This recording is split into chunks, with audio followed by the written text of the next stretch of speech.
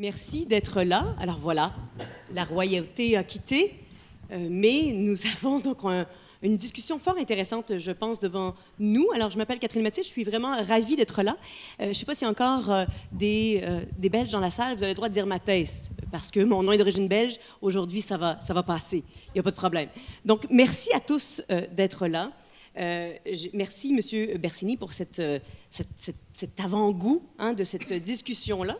Et c'est d'autant plus intéressant que la semaine dernière, j'ai eu la chance d'assister à une conférence d'Elon Musk. On peut être d'accord ou pas. C'est un personnage controversé, disons-le. Mais il a dit quelque chose qu'il a déjà dit auparavant, mais il l'a redit de manière un peu plus consolidée, que pour lui, l'intelligence artificielle constituait une menace encore plus grande que le nucléaire et qu'il était inconcevable qu'elle ne soit pas réglementée d'une manière ou d'une autre. Que pour le moment, c'était une question qui était entièrement dans les mains du privé et que finalement, c'était un grave problème. Alors, ma première question, on commence fort quand même, bon, pourquoi pas. Mais ma première question, c'est est-ce que le public, le secteur public, a manqué son rendez-vous par rapport à cette intelligence artificielle-là et son encadrement? Je ne sais pas qui veut se lancer, une première idée par rapport à ça, parce que vous l'avez mentionné, M. Bersini, c'est GAFA, c'est beaucoup d'entreprises privées qui développent des algorithmes et un peu, en fait, selon leurs propres intérêts. Donc, on fait quoi à partir de maintenant? Comment est-ce qu'on fait pour encadrer, légiférer, réglementer ces algorithmes? Vous n'avez pas de micro? Oui, je vais surtout passer la parole parce que... D'accord. Bon, mais je vais dire en deux mots. Il y a deux temps qui s'affrontent. Il y a le temps du développement informatique qui est un temps rapide, puisque nous voulons des algorithmes qui tournent, c'est ce qu'on appelle la programmation agile. On va très vite, on met très très vite des nouveaux algorithmes. Et puis il y a le temps de la politique, le temps de la législation, le temps de la gouvernance, qui est un temps très très long. Et du coup, on est toujours en retard.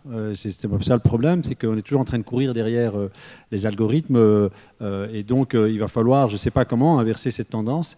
Il va falloir que la politique aille plus vite ou que les algorithmes aillent plus lentement pour qu'on puisse de fait regagner le contrôle. Mais tout mon exposé, c'était évidemment ça, vous l'avez parfaitement résumé. Il faut regagner. Il ne faut pas non plus Elon Musk, comme beaucoup d'autres. Malheureusement, on a appris le décès de Stephen Hawking, qui avait aussi manifesté une espèce de frayeur. Je pense qu'il y a aussi un peu une fantasmagorie autour de l'intelligence artificielle, d'espèce de mythe de prise de contrôle, d'algorithmes, etc. On n'en est pas là. Je crois qu'on fantasme beaucoup ce que l'intelligence artificielle produit. Donc, restons calmes. Mais néanmoins, il ne faut pas que les algorithmes soient très intelligents pour déjà diriger nos voitures, décider de notre consommation énergétique ou poser des diagnostics médicaux. Donc je pense que c'est ceux-là déjà qui œuvrent tous les jours. Il faut comprendre comment ils fonctionnent. Et dans le cas où ils sont en train d'administrer les biens publics, nous devons absolument, comme le disait Rudy Verwoerd, il faut reprendre le contrôle de ces algorithmes. Et ce contrôle-là, Mme Murphy, passe aussi par un encadrement légal. Par où on commence? Je pense que, désolée, j'ai une extinction de voix aujourd'hui. L'Europe a déjà commencé justement avec le règlement, règlement général sur la protection des données, qu'on appelle RGPD, en anglais le GDPR. Et donc, on appelle cette réglementation la plus stricte au monde. C'est concentré sur la protection des données personnelles. Mais je pense qu'à partir de ce constat, on va étendre ça à autre chose. Et c'est là qu'il y a une tension entre les deux mouvements. On a l'intelligence artificielle, il y a des points communs, il y a les points de transparence, de redonner le contrôle aux citoyens, mais il y a des tensions au niveau du résultat de l'intelligence artificielle. Le règlement dit très clairement toute personne, en tout cas en Europe, a le droit de s'opposer, d'être l'objet d'une décision qui est purement automatique, automatisée, algorithmique, etc. Donc, on a le droit de s'opposer à ça. On a le droit de demander l'intervention humaine. Et donc, c'est déjà un premier pas. Donc, de dire qu'on est en arrière à ce niveau-là en Europe, je crois qu'au contraire, on est vraiment à l'avance. Oui, Monsieur de Saint-Exupéry, vous vouliez réagir? Oui, tout à fait. Alors moi, j'aimerais bien revenir sur le passé et l'histoire, puisque je me suis beaucoup intéressé à l'histoire du droit, des technologies de l'information.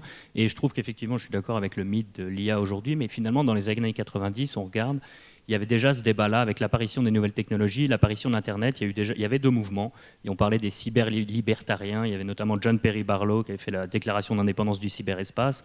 et qui disait le droit ne s'appliquera pas sur Internet, c'est immatériel, le droit ne peut pas l'appréhender, et ça s'est vite révélé faux. Effectivement, le droit doit s'adapter, mais le droit est conçu d'une façon qu'il est capable d'appréhender à peu près tout, parfois avec du retard, effectivement. Et donc, si on repose les bases, en fait, finalement, des problématiques qui ont été soulevées par l'apparition de l'Internet dans les années 90, elles sont finalement très similaires. Il y a des problématiques différentes aujourd'hui, mais on parle la première question, c'est comment est-ce qu'on qualifie juridiquement comment on qualifie juridiquement l'Internet, comment on qualifie juridiquement un algorithme, les données, le résultat de cet algorithme. Donc il y a cette problématique de qualification juridique et on se rend compte que le Code civil au Québec est capable d'appréhender un algorithme ou une donnée, puisque qu'est-ce qu'il y a comme type d'objet au sens du droit? Il y a les êtres humains. C'est l'article 1 du Code civil. Un algorithme n'est pas un être humain, donc un algorithme n'est pas un citoyen. Ça, pour moi, c'est clair. Bonne nouvelle. Deuxièmement, il y a les personnalités morales. Donc les sociétés, ça c'est dans les articles, c'est 292 et suivants du Code civil. Pour être une personne morale, il faut être reconnu par la loi. Donc il n'y a pas de loi qui reconnaît un algorithme comme étant une personne morale. Un algorithme n'est pas une personne morale. Depuis peu, au Québec, au Canada, au Québec, en fait, il y a un article qui reconnaît les animaux comme... Ils ont sorti les animaux des biens. Donc les animaux ne sont plus des biens. Et enfin, il y a les biens. Et puis dans les biens, il y a les biens meubles et les biens immeubles. Donc clairement, un algorithme ou l'intelligence artificielle viendrait se qualifier dans les biens au même titre qu'un logiciel, un code source. La jurisprudence a reconnu ça comme étant des biens. Donc on arrive à le qualifier. De là, on va se poser les questions de la protection. Donc, quelles sont les protections qu'on peut accorder à ces biens? Donc, notamment tout ce qui est la propriété intellectuelle. Est-ce que c'est protégé par le droit d'auteur? Est-ce que c'est protégé par un brevet? Est-ce que c'est protégé par le secret d'affaires? On verra que les positions sont assez différentes en Europe et au Canada. Par exemple, en Europe, il est assez clair, selon certaines décisions, qu'un algorithme ne serait pas protégé par le droit d'auteur parce qu'on considère que ce n'est pas une œuvre de l'esprit, que c'est une formule mathématique. Au Canada, c'est moins précis. On pourrait considérer qu'un algorithme est protégé par le droit d'auteur. Les brevets, c'est compliqué parce que si l'algorithme n'est pas relié à une invention, on ne peut pas le protéger par un brevet. Donc il reste le secret d'affaires. Et là, on arrive avec toute la protection des GAFA, puis le débat transparence versus accessibilité.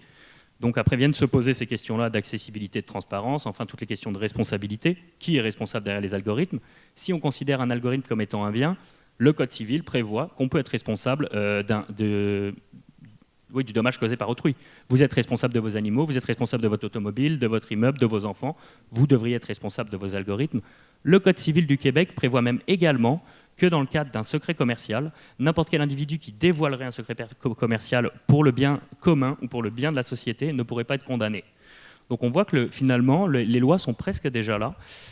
En termes de loi, il y a deux types d'écoles. Il y a ceux qui pensent qu'il faut avoir une loi neutre, une loi qui puisse intégrer toutes les technologies, puis il y a ceux qui pensent qu'il faut des lois très spécifiques.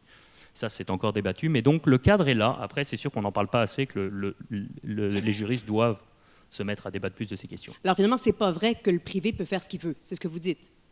Si. Par contre, ça, c'est sûr qu'à l'heure actuelle... Il va juste être puni s'il fait un peu trop. Oui. Non, c'est très mal encadré. C'est que les lois sont là, mais finalement, ça reste très... Pour le privé, c'est très facile de faire beaucoup de choses. La réglementation ne sont pas encore adaptées, effectivement.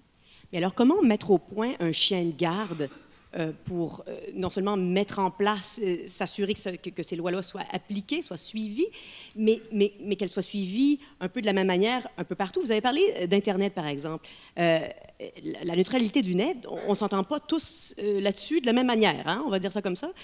Donc, alors, comment faire en sorte que, en ce qui concerne l'intelligence artificielle, qu'on puisse trouver des balises sur lesquelles on s'entend à peu près tous? On n'y est pas arrivé, encore une fois, là, avec Internet. Alors, est-ce qu'on va y arriver cette fois-ci?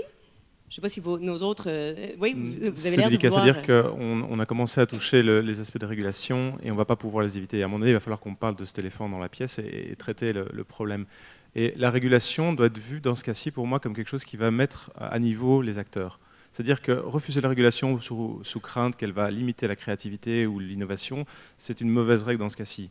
Ce qui était expliqué dans l'exposé de Bersigny, c'était vraiment cet aspect-là. Il y a pour moi des gros enjeux qui sont l'open data, clairement. L'Europe a déjà avancé dans ce sens-là avec tout ce qui était PSI, donc le fait de pouvoir réutiliser les informations qui ont été collectées par les services publics. C'est un premier gros bloc. La deuxième chose, c'est la transparence et l'open source. De manière générale, si on ne met pas en place des phénomènes open source en termes de GovTech, l'utilisation de la technologie au niveau gouvernemental, on est en train de perdre la guerre. La France a déjà effectivement avancé là-dedans en ouvrant par exemple les algorithmes qui calculent les impôts. Ça a l'air idiot, mais quand on y réfléchit, pourquoi est-ce que TaxonWeb en Belgique, par exemple, n'est pas disponible en open source. C'est une question légitime. Et là-dessus, il y a plein de choses qui se raccordent, de type, on pourrait déjà invalider que l'algorithme a été implémenté correctement, qu'il n'y a pas un bug. Parce qu'effectivement, un bug, c'est une question de liability ou de dommages potentiels, mais à l'échelle d'une société, c'est quand même non négligeable. Et donc, il y a quelques éléments comme ça où on va devoir aller vers plus de transparence et juste assumer le fait qu'on doit prendre nos responsabilités. Et donc la régulation doit être là pour balancer en fait le fait qu'actuellement on utilise les algorithmes pour déresponsabiliser le rôle de l'humain. C'est facile de dire la machine a décidé pour moi. Elle fait peut-être un meilleur job, ça on peut discuter, mais à partir du moment où on fait ça, on donne finalement son libre arbitre à un tiers. Si c'est fait consciemment et qu'on sait pourquoi, ça peut être une bonne chose. Si c'est fait juste par facilité, je crois qu'on évite la question de l'éthique et de la définition de l'humain. Et surtout, on prend pour acquis que la technologie est neutre, si on fait ça. On prend pour acquis que les données qui ont servi à mettre au point ces algorithmes-là sont neutres, ou en tout cas qu'ils sont justes. Or, les biais sont là, ils sont connus. Comment on fait justement pour contourner cet écueil-là? Parce que c'est un écueil de taille que ces biais algorithmiques-là. Je reviens justement de South by Southwest où c'était vraiment sur toutes les lèvres. C'est un enjeu très préoccupant que cette question des biais. Alors, on fait comment pour les éviter, étant donné qu'encore une fois, selon le pays, selon la culture, la manière de percevoir les femmes, les minorités n'est pas la même. Donc, on fait comment pour éviter le biais algorithmique? Mais je pense que c'était en partie dans les pistes de réflexion présentées dans l'exposé, le fait d'avoir un consensus entre des experts, la société, des élus, et d'ouvrir ce débat non pas juste à quelques personnes, mais de se mettre d'accord sur c'est quoi l'équité. Et un biais algorithmique comme un biais humain, c'est pas forcément mieux. Dire aujourd'hui une décision de justice, quelque part, c'est compliqué. C'est une interprétation d'un texte qui n'est pas mathématique déjà. Donc, si on veut transposer le droit sur de la justice prédictive, ça pose la question on va devoir être beaucoup plus précis. Les lois essayent d'être le plus claires possible, mais il y a toujours une zone d'interprétabilité. Et cette zone-là est finalement la responsabilité de l'humain sur comment est-ce qu'on fait pour prendre une décision sur base d'une règle qui est parfois un peu floue. Et donc, ce qui va devoir se jouer à ce niveau-là, c'est faire la balance entre un biais humain, un biais algorithmique ou un biais de données. On peut avoir du bruit aussi dans les données, il ne faut pas négliger ça. Et donc l'enjeu des données reste là. Les GAFA sont une menace dans ce sens-là. On va peut-être arriver à un système de taxe des données, de dire voilà, vous pouvez utiliser les données, on les régule, on a fait attention à la vie privée, mais à un moment donné, il va falloir rendre à la société une partie de ces informations. J'ai l'impression qu'on se trouve à une époque un peu charnière par rapport à tout ça, justement, parce qu'il y a comme une espèce de prise de conscience. Monsieur Bersani, vous l'avez bien évoqué, vous avez parlé d'entrée de jeu d'une espèce de perte de contrôle, en tout cas d'une impression de perte de contrôle. Et donc, on est un peu dans cette zone-là, un peu anxiogène, à se demander dans quelle direction est-ce que tout ça va se diriger, comment on fait pour s'assurer de prendre la bonne direction à ce moment-ci. J'ai l'impression qu'on est à un carrefour. Ne confondons pas les pertes de contrôle. Il ne faudrait pas qu'on perde le contrôle sur des algorithmes qui sont censés regagner le contrôle sur un monde dont on est en train déjà de perdre le contrôle. C'est-à-dire que le point de départ, évidemment, c'est que je tente à penser que ces algorithmes ont une efficacité telle qu'ils peuvent nous permettre de regagner le contrôle sur des tragédies de commun que nous sommes en train de traverser, style le réchauffement climatique, style la mobilité, style, bon, il y a pas mal de les crises économiques, etc. On sait bien que ces algorithmes ont un pouvoir, une efficacité redoutable et peuvent évidemment réguler des situations qui sont en train de nous échapper. Pour autant, mais alors, ce qui peut nous effrayer, évidemment, ou ce qui pourrait ne faire que dégrader la situation, c'est si ces algorithmes eux-mêmes, on en perd le contrôle. Et de fait, il y a une tendance aujourd'hui en intelligence artificielle qui est cette idée de machine learning, dont vous êtes évidemment des précurseurs à Montréal, puisque vous avez un extraordinaire laboratoire dans ces domaines, mais qui de fait fonctionne de manière relativement opaque. On les sait puissants, mais on les sait opaques aussi, dont voilà, parce qu'en fait, ils apprennent à partir des données. Donc, de fait, vous avez raison de dire que de temps en temps, ils ont ce problème qu'on appelle en statistique la surgénéralisation, c'est-à-dire qu'ils réamplifient ce qu'ils voient dans les données. Donc, si les données sont un peu biaisées, le machine learning ne va faire que réamplifier ce biais. Donc, il faut donner de nouvelles données. Mais en plus, on crée des algorithmes dont on n'a finalement plus le contrôle. C'est-à-dire qu'on pense statistiquement qu'ils fonctionnent bien, mais c'est plus les algorithmes comme on disait à l'époque où moi je faisais de l'intelligence artificielle dans les années 80 ou 90, c'est-à-dire que c'est nous qui écrivions parfaitement les algorithmes. Là maintenant on fait des algorithmes de machine learning, on en a parlé, tout le monde a parlé, vous êtes très fiers de votre laboratoire de machine learning à juste titre, mais ça débouche sur des algorithmes dont plus personne n'a vraiment la compréhension. Alors moi j'ai juste une petite frayeur en cela, malgré leur efficacité, est-ce que l'on peut tolérer que ce regain de contrôle soit finalement l'objet d'algorithmes dont on a un peu perdu la compréhension? Bon, alors, ne faisons pas des Elon Musk de nous-mêmes. On va essayer de réinjecter un peu de positif dans tout ça. Donc, oui, il y a cette espèce d'anxiété qui plane, mais je me tourne vers vous, M. Berthe. Là, il y a des avantages à tout ça. Oui, bien sûr. Amenez-nous à voir un peu, justement, vers quoi on s'en va et pourquoi c'est nécessaire, finalement, d'épouser cette gouvernance algorithmique-là. Ça rend les choses plus objectives, je crois, parce qu'il y a beaucoup de data, il y a énormément de data, et comme être humain, on est trop simple pour interpréter ces data. Et c'est pour ça que c'est extrêmement intéressant de faire une combinaison du blockchain et du deep learning, comme si que ça pourrait être une base pour la démocratie 2.0. Et c'est une transparence en combinant avec une intelligence hyper performante. Pendant la présentation de M. Bersini, justement, vous étiez mon voisin dans l'assistance et vous m'avez dit la blockchain, là, c'est très important, ça. Oui. À votre sens, c'est central dans ce qui s'en vient? Oui, parce que maintenant, on rend toutes les données au GAFA et surtout les données sur healthcare, tout ça, notre ADN et tout ça, c'est extrêmement... I will explain in English because it's much easier for me. But we're living in an age of conversion. A lot of new medicines will be gene type based. There are a lot of molecules which can be recognized by deep learning engines to be extremely powerful medicines. And we don't want to make the same mistake as with Facebook. With Facebook, we give away all our data and somebody else makes profit of it. In the case of our own being, we want to keep that in a very secure way, and that's where the blockchain comes in. We want to have a smart contract with clinical studies. We want to have a smart contract with Big Pharma. So if they get something from us, we always get a string attached, and we can decide what data is ultimately used and whether we are also profiting from it.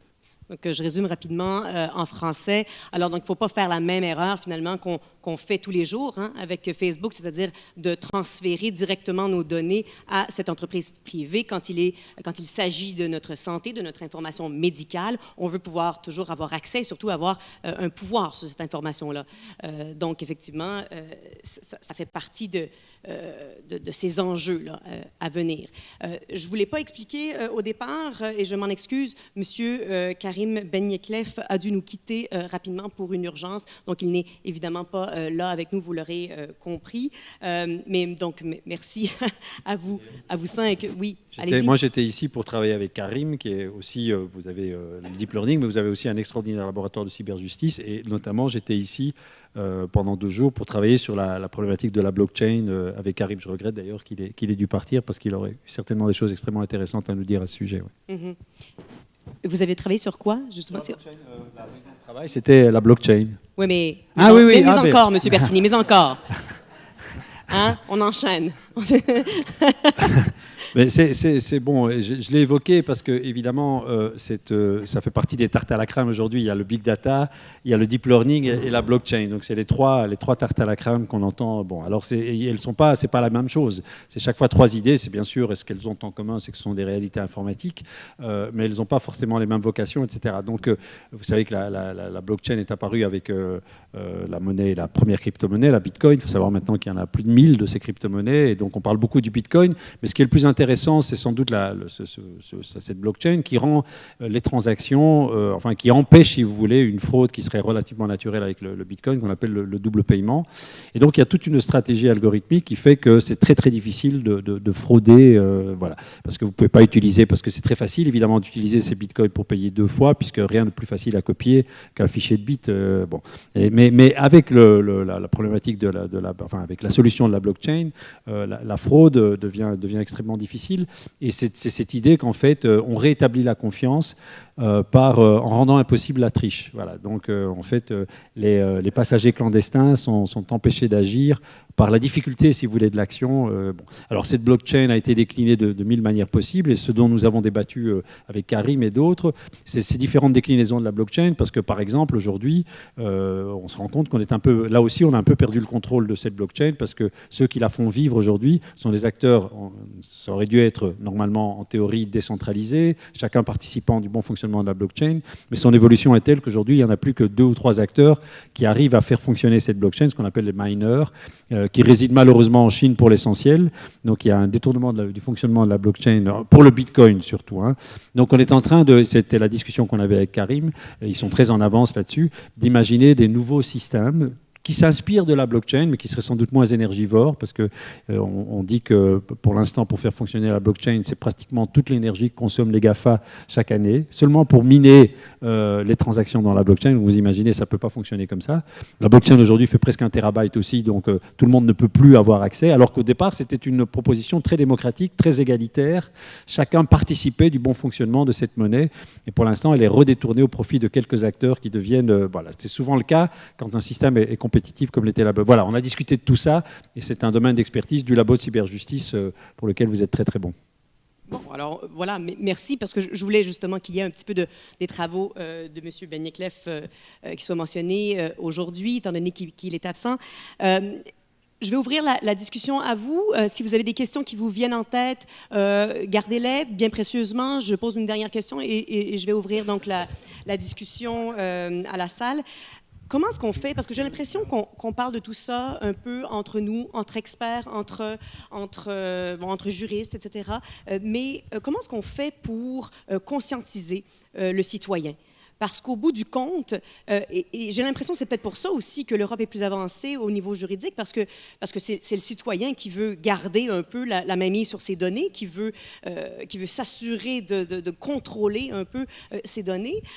Nous, en Amérique du Nord, on n'a peut-être pas autant cette conscience-là. Comment est-ce qu'on fait pour réveiller justement la conscience du grand public par rapport à toutes ces questions-là? Je pense qu'il faut commencer par l'éducation. Il y a beaucoup de métiers. Ce qui fait peur aussi avec l'intelligence artificielle, c'est le fait qu'on pense qu'il y a tellement de métiers qui vont disparaître. Ils seront certainement transformés. En tant que juriste, avocate, je connais beaucoup de collègues qui ont terriblement peur. Les juges aussi, les médecins, parce que tout sera automatisé. Donc, à quoi va ressembler le système éducatif? Et donc, il faut commencer vraiment très, très tôt. Et quelqu'un m'a demandé, c'est tout à l'heure, Jonathan m'a demandé, si tu avais un message à essayer de faire passer, c'est quoi? Et moi, c'est dire que l'intelligence artificielle, elle est là, il faut l'accepter, mais il ne faut pas en avoir peur. Il faut trouver comment l'encadrer. Mais je pense que le message principal, c'est de dire, ça va se passer, il faut maintenant trouver les moyens d'éduquer les gens pour qu'ils n'aient pas peur, mais vraiment à bas âge. Et c'est bien d'entendre aujourd'hui les politiciens qui étaient là pour dire on va reprendre un petit peu le contrôle au niveau public pour vraiment mettre ça dans les écoles, pour savoir apprivoiser cette nouvelle technologie. Monsieur de Saint-Exupéry. Oui, tout à fait. Je pense que c'est sûr que l'éducation est primordiale. Je pense aussi que si on conceptualise l'intelligence artificielle et donc derrière le code ou le langage informatique, ça devient des nouveaux langages. Donc je pense que ça va être un devoir de les faire apprendre. Moi, je crois sincèrement même que les futurs avocats devront savoir parler le code. Tout comme il y a certains avocats qui déposent des brevets, qui ont des connaissances en physique ou qui ont besoin d'avoir une expertise, il faudra qu'il y ait des avocats, des juristes qui ont une expertise dans les langages informatiques. Ça va être évident. Je pense aussi qu'il faut être capable de sensibiliser la population aux avantages que ça pourrait avoir. Comme vous dites, des points positifs. À l'heure actuelle, je ne sais pas si des gens ont déjà essayé d'aller devant la cour, mais au Québec, ça prend à peu près 3 ans d'avoir un procès. 70% des citoyens canadiens qui ont des besoins juridiques ne vont pas devant la justice parce qu'ils considèrent qu'elle est inaccessible. C'est 80% aux États-Unis, c'est 60% en Europe. Donc, en fait, il y a un énorme marché à aller chercher. Il y aura plein de boulot pour les avocats. Si on est capable d'aller desservir cette clientèle-là et de la sensibiliser. Non, mais c'est des bonnes nouvelles, ça. Et enfin, je pense que j'aime beaucoup l'utilisation du concept de commun. Et c'est là où, pour la le concept de vie privée et de données est biaisé, puisque de nos jours, tout repose sur le consentement. Et même on consent à donner nos données. Un débat. Vis-à-vis des GAFA. Donc on consent à donner nos données. Or, je ne sais pas qui parmi dans la salle a déjà lu les conditions d'utilisation de Facebook ou de Google. Je pense qu'il n'y en a pas beaucoup. Moi, j'enseigne à l'université, j'ai à peu près 100 étudiants par an, on enseigne sur le sujet. Il n'y en a pas un dans mes classes depuis 5 ans qui a lu les conditions d'utilisation. Or, Google le dit clairement que vous leur accordez une licence mondiale. Concrètement, ils pourraient prendre toutes les photos de vos courriels et de les afficher sur les autoroutes. Ils auraient le droit. Ils lisent vos courriels. Bref, ils suivent tout ce que vous faites à la trace et c'est écrit noir sur blanc. Personne ne le sait, personne n'est conscientisé par ça. Donc la problématique, c'est de se dire, ces données-là, est-ce qu'on ne devrait pas considérer que c'est un bien commun, au même titre que l'eau, que l'air, et donc sensibiliser la population à protéger ces données-là et de ne plus considérer que ce sont des données personnelles, mais des données collectives qu'on devrait protéger. Très intéressant. Merci, Monsieur Rodriguez. Est-ce que vous avez une dernière pensée là-dessus? Je pense qu'on est de toute façon sur une question d'outils avant tout. Donc, de la même façon qu'on a appris à lire et à écrire, on doit juste considérer l'intelligence artificielle comme un outil qu'on va devoir aborder comme un marteau ou n'importe quoi d'autre.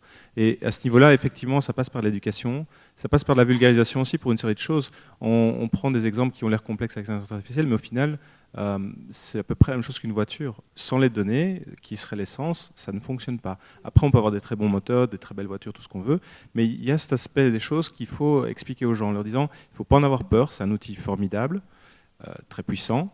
Mais donc, pour moi, ça passe par l'éducation dès le départ. C'est-à-dire que les enfants, déjà à 5 ans, j'essaye de les familiariser avec le code, parce que c'est une compétence. C'est-à-dire que quelqu'un qui ne sait pas au moins lire du code, on va dire, plus tard, de la même façon que tout le monde est censé pouvoir lire une loi et la comprendre, ce qui n'est pas toujours évident, c'est une compétence comme lire et écrire aujourd'hui en français ou en anglais. Et donc, il faut juste adapter finalement les besoins de connaissances qu'on a, parce que c'est ça qui est en jeu au final. Monsieur Berthe, un mot de la fin? I think a lot is in the education. I mean, the education is so important to have, knowledgeable children. My daughter, just before I left for Canada, she told me there was some. I'm always very careful what to like on Facebook, Daddy, because if it's a war in 10 years, they can track me down, and that's really something. Wow, so she's conscious of it. Yeah, indeed. Incredible. Donc il racontait qu'avant de quitter la Belgique, sa fille, how old is she? 11. Sa fille de 11 ans lui disait qu'elle faisait attention à son empreinte numérique déjà. Donc il y a vraiment une conscientisation par rapport à ça. Merci, merci. Est-ce que vous avez des questions qui vous viennent en tête et que vous aimeriez poser à l'un de nos panélistes? Je vous invite peut-être à lever la main pour qu'on puisse aller vous voir. La période de questions comprendra seulement 3 interventions de l'audience. Merci beaucoup. Il y a une main dans le fond. Oui, parce qu'on ne peut rien faire sans que la voix nous dise de le faire. C'est bien connu. Hein? Il faut attendre que l'assistant personnel nous dise d'agir. Alors, monsieur, on vous écoute. Plutôt une remarque ou une réaction aux interventions précédentes. D'abord, félicitations pour votre discours, professeur, c'était remarquable en tout point. Mais c'est à propos du code. Chaque fois, je vois des gens qui promeuvent le code à destination des jeunes enfants dans les écoles. Et moi, ça m'interpelle vraiment. Ça m'interpelle énormément parce que j'ai l'impression que, en premier lieu, le code, c'est une des choses qui, à l'avenir, seront les plus susceptibles d'être remplacées par une intelligence artificielle d'une certaine manière. Et d'autre part, je pense qu'on fait l'impasse sur ce qui est essentiel dans l'information, qui sont ce qu'on appelait autrefois les humanités. C'est-à-dire tout ce qui est justement des soft skills, des éléments qui sont la courtoisie, la politesse, toutes les relations intersociales sont replacées par une espèce de technocratie de l'éducation. Et moi, ça m'interpelle. Je ne vois pas pourquoi l'un devrait se faire au détriment de l'autre. Je suis tout à fait d'accord avec vous que les soft skills sont clairement... Alors c'est très difficile de savoir quoi transmettre en matière d'éducation quand on parle de soft skills. Et quand on parle de code, moi je fais un peu... Je ne sais pas tellement apprendre aux enfants à programmer, mais c'est surtout la logique algorithmique, c'est-à-dire de comprendre que aujourd'hui, les machines ne sont pas des acteurs qui sont... Parce que quand vous dites que demain, la programmation se fera via intelligence artificielle, je ne suis pas sûr, parce que même les algorithmes de machine learning, où l'idée c'est un peu de simplement à partir des données avoir des comportements intéressants, parce qu'on réplique uniquement ce qu'il y a dans les données, il faut quand même faire les algorithmes de machine learning. Donc il me semble que même si on retire, enfin, il y aura toujours un homme au départ de l'écriture d'un code. Ou une femme. Ouais. Oui, malheureusement, oui, vous avez raison. Mais voilà, mais malheureusement, la majorité, ça reste encore pour des raisons. Moi, dans mon auditoire, j'aimerais voir beaucoup plus de femmes, mais voilà, mais il s'avère que bon, alors une femme. Et on peut dire un humain, Monsieur Bersini, on peut dire un humain. Mais clairement, l'école aujourd'hui passe à côté. Vous savez que ce qui est étonnant, c'est que dans les années 70, on enseignait le logo. Et donc, parce qu'on considérait que c'était très formateur pour l'esprit. À l'époque, dans les années 70, on n'imaginait pas que l'informatique prenne l'importance qu'elle a prise aujourd'hui. Et déjà, on voyait le côté, parce que penser algorithmiquement, c'est très très formateur. Et c'est pour ça que je faisais cette allusion à l'Estonie, parce que les enfants qui apprennent le code, parce que c'est un pays très informatisé, comme vous savez, en Europe, c'est le pays où il y a la transition informatique la plus forte, et bien les enfants, dès l'âge de 6 ans, apprennent l'algorithmique, et ils brillent dans d'autres matières. Le latin, c'est une forme d'algorithmique, les mathématiques, n'en parlons pas. Donc en fait, c'est un simple accompagnement, et ça ne se fait absolument pas au détriment des autres. Mais en tout cas, elle est beaucoup plus facile. Je pense que l'algorithmique est plus facile à enseigner que les soft skills. Hein.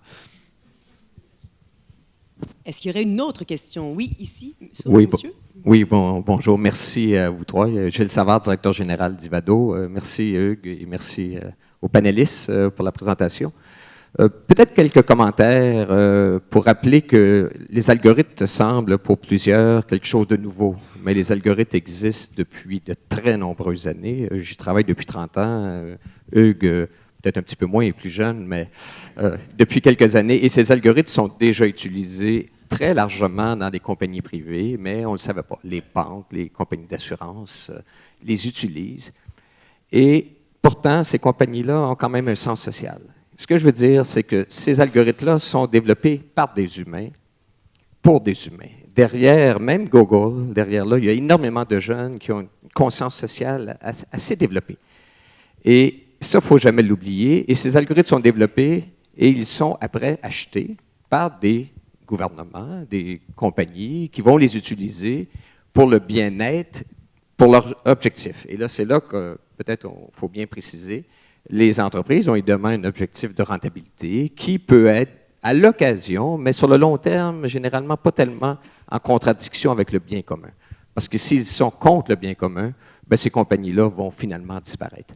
Alors moi, je suis très optimiste sur le futur. Ceci étant dit... On voit ça, oui. Oui, non, je suis très optimiste. Où je suis un peu pessimiste, c'est la capacité des gouvernements à contrôler ça. Sur le développement durable, les gouvernements ont été tout simplement incapables de ramener le bien commun au-dessus de tous ces objectifs-là. Mais les algorithmes ne changent pas. Et c'est à nous, je crois beaucoup au privé aussi, hein. Je ne suis pas plus privé que public. C'est un équilibre entre les deux. Le privé va continuer à exister, le public va utiliser ces algorithmes-là. Cependant, les gouvernements doivent mettre les règles, le système juridique doit mettre les règles pour contrôler notre développement futur et ce qu'on veut en faire. Avec les GAFA, on les a laissés faire. Moi, je ne peux pas blâmer Google, je ne peux pas blâmer Facebook. Ils sont légaux, ils ne sont pas illégaux. On les laisse faire et c'est bien plus là qu'on doit agir que de contrôler les algorithmes. Et effectivement, le mythe de l'intelligence artificielle qui font que ces algorithmes vont s'auto-développer eux-mêmes. Je suis de l'avis de Hugues, je suis de l'avis du professeur Villani. On en a encore des siècles avant que les algorithmes se développent par eux-mêmes. C'est mon avis. Elon Musk serait très déçu de vous entendre. Il n'est pas de cet avis. Est-ce qu'il y a une autre intervention, une autre question? Je ne vois pas très bien vos mains là, parce que j'ai un spot lumineux dans les yeux. Est-ce que... Oui, il y a à l'avant ici, merci. Madame Mathis, il vous reste 2 minutes. Merci beaucoup. Alors, madame, Bonjour, 2 minutes. Géraldine Martin, je suis directrice de l'entrepreneuriat à la Ville de Montréal. Vous avez parlé du privé, l'économie composée d'énormément de petites PME, du moins au Québec. Et vous parliez de la conscientisation des citoyens. J'aimerais avoir vos suggestions sur comment conscientiser en fait les plus petites entreprises aux opportunités de l'intelligence artificielle, alors que certaines ont même du mal à faire le premier virage numérique. C'est vrai que c'est un défi, ça. Est-ce qu'il y a quelqu'un qui voudrait se commettre? Disons que, bon, nous, par rapport au débat, et c'est vrai qu'il y a pas mal de legal tech, c'est quelque chose qui est en train d'apparaître en Belgique comme au Canada et qui est en train de se cristalliser. Et ce qu'on voit, c'est qu'effectivement, il y a la diabolisation des algorithmes et de l'IA en général. Mais ce qu'on a derrière, c'est une volonté d'être plus productif, d'être plus équitable. Et tout ça, c'est quelque chose qui est en train de se mettre en place. Effectivement, il ne va pas y avoir des milliers d'acteurs aujourd'hui sur le marché qui vont être experts en AI. Mais il faut juste, finalement, permettre à ces acteurs de se développer. Et ça passe de nouveau par de l'open data, par de l'open source et par des politiques claires sur où vont nos données et à quoi elles servent. Donc c'est juste essayer en gros d'avoir un terreau favorable pour ces sociétés-là qui va faire qu'on va pouvoir avoir des outils basés sur l'IA ou sur d'autres ou sur la blockchain. Mais pour ça, il faut donner l'opportunité aux startups. C'est tout. Oui, allez-y, monsieur donc, nous, avec l'Extart, on accompagne les entrepreneurs en démarrage d'un point de vue juridique. Et ce que je constate, puis c'est des constats, c'est différents rapports, les entreprises au Québec, c'est constitué donc à 98% de PME. Une entreprise démarre, 50% des entreprises démarrent avec moins de 20 000 $ en poche. Donc, quand on parle de tournant numérique ou d'intelligence artificielle, déjà, il faut leur donner les moyens d'accéder à ce savoir-là. Et on voit que la grosse problématique, c'est que aussi 60% des entreprises ne passent pas le cap des 5 ans. Donc, je pense qu'il y a aussi toute cette problématique d'accompagnement-là. Donc, pour côtoyer des PME, des startups, des entrepreneurs tous les jours, je pense qu'ils sont conscients, en tout cas pour les PME qui démarrent, de cette nécessité-là. C'est juste que c'est des problématiques d'accompagnement et de financement, à mon avis, principalement. Alors, je crois malheureusement que c'était tout le temps qu'on avait. J'aimerais qu'on remercie nos panélistes, donc M. Bersini, Mme Murphy, M. Saint-Exupéry, M. Rodriguez et M. Berthe. Merci beaucoup à vous. Et maintenant, c'est le temps d'aller se détendre et de jaser l'intelligence artificielle ensemble autour d'un verre. Merci beaucoup.